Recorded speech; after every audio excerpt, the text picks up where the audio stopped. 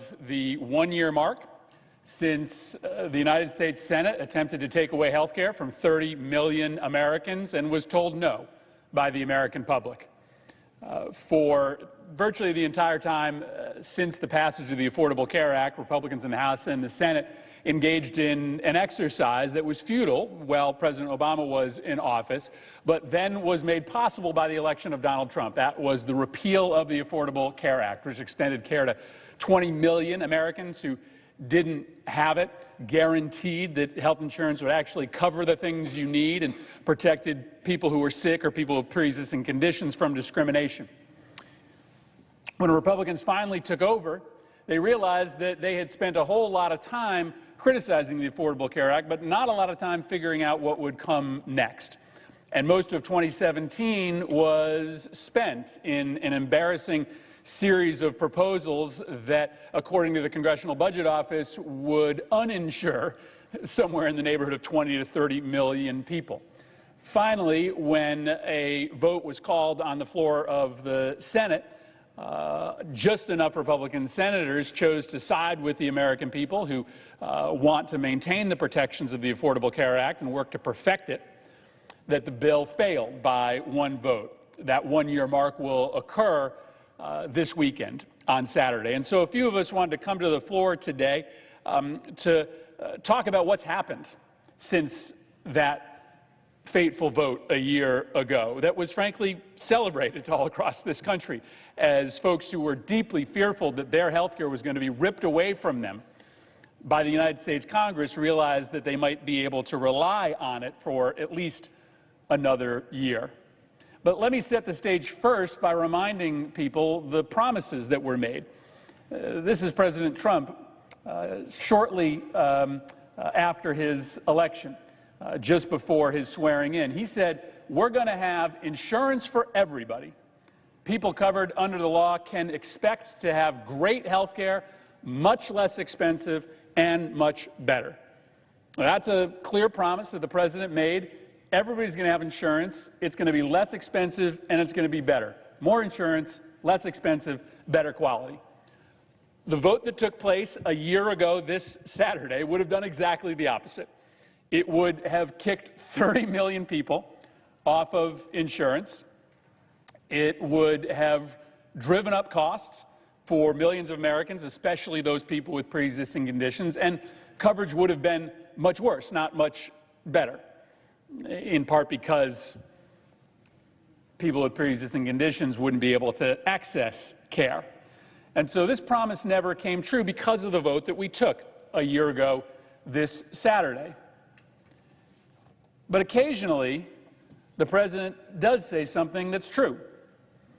This is a picture of the celebration that the House of Representatives had at the White House the day that they voted on a proposal that would rip away health care from 30 million Americans before the vote that took place here in the Senate.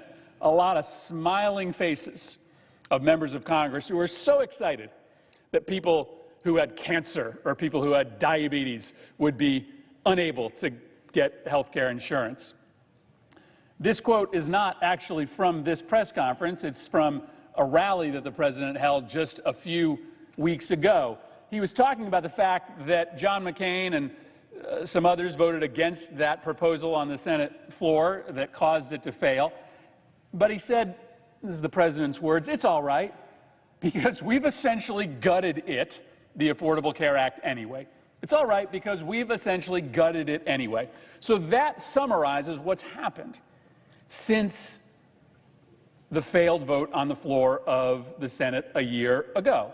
President Trump and his Republican friends in Congress, all smiling behind him, have gutted the Affordable Care Act, not because they want better health care for people, but because they're just angry that they couldn't get the votes to do it here in Congress, and so they're doing it another means. And so a few of us are going to be down on the floor to talk about what has happened in that last year.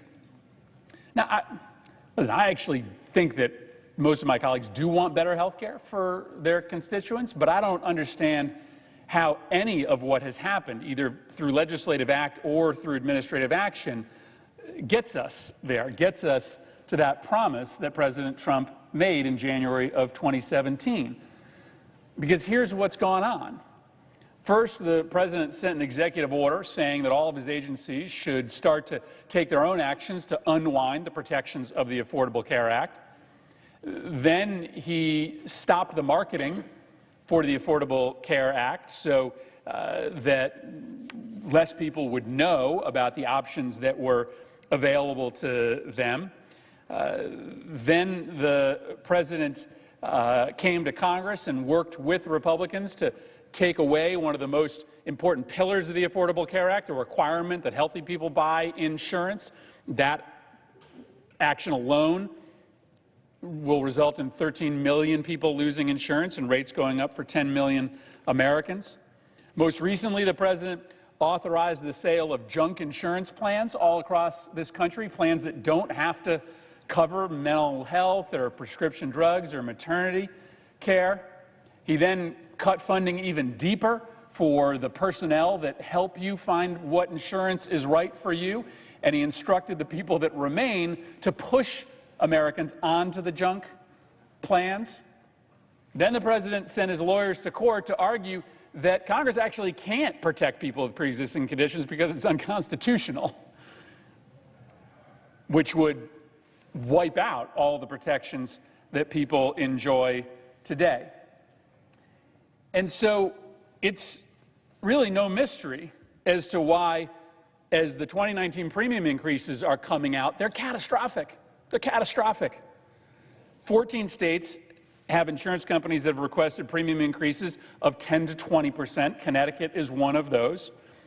5 states have insurance companies that have requested premium increases of 30% or more.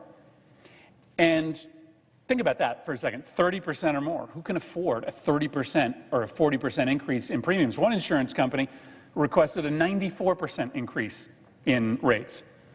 And in 21 of the states that have had rates filed already, the insurers said the reason they are doing this, the reason they are passing along enormous premium increases is because of the sabotage campaign that's being run by the president and by this Congress.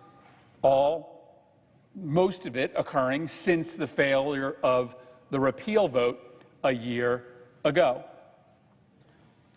It's all right, says the president. We didn't need to repeal the Affordable Care Act. That vote that we're marking the 1-year anniversary of doesn't really matter because we've essentially gutted it, the Affordable Care Act, the American healthcare system, anyway. And so finally, before I turn this over to the ranking member on the Health Committee, I just want to talk about the next phase of the sabotage campaign. If Republicans in Congress can't get the American people to support a legislative act to repeal the Affordable Care Act, the next hope is for the courts to do it. And so that's why the nomination of Brett Kavanaugh is so critical to this continued campaign of trying to undermine the Affordable Care Act. Because you probably can't get the majority of members of Congress to wipe away protections for people with pre-existing conditions, but maybe you can get the Supreme Court to do it.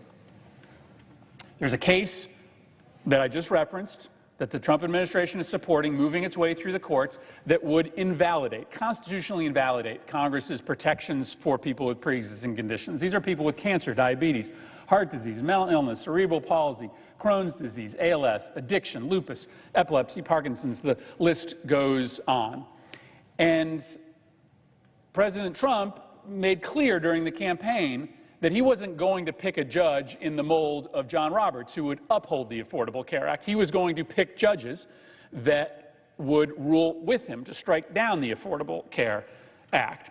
That's also probably why he outsourced the decision on who to pick for this vacant slot to political groups like the Heritage Foundation. And so the expectation is that Brett Kavanaugh will deliver one of those 5 needed votes to strike down the laws on the books that Congress can't find the votes to override, protecting people with pre-existing conditions. The Supreme Court could take away your health care if you have a history of any of these diseases. And if that happens, the results are lethal. If you have metastatic cancer and you don't have the protection in the law that says insurance companies can't charge you more because you're sick. A recent study shows that you will be charged a rate $142,000 higher than what you pay today. If you're an individual with diabetes, your increase could be 137% on top of what you're paying now. So these are the stakes. These are the stakes as we prepare to vote on Judge Kavanaugh's nomination. And it is all in service of this very intentional, very deliberate, very planful campaign of sabotage. A year ago this Saturday, the American people got their way, and this body decided not to repeal the Affordable Care Act because people like the fact that 20 million people have insurance. People like the fact that people with pre-existing conditions are protected. That night, the American people got their way, but since then, the President and this Congress have been working to undermine it. And the next step in that plan is the elevation of Brett Kavanaugh to the Supreme Court. And it's important for us to come down to the floor and explain what the stakes are. Thank you, Mr. President. I yield the floor.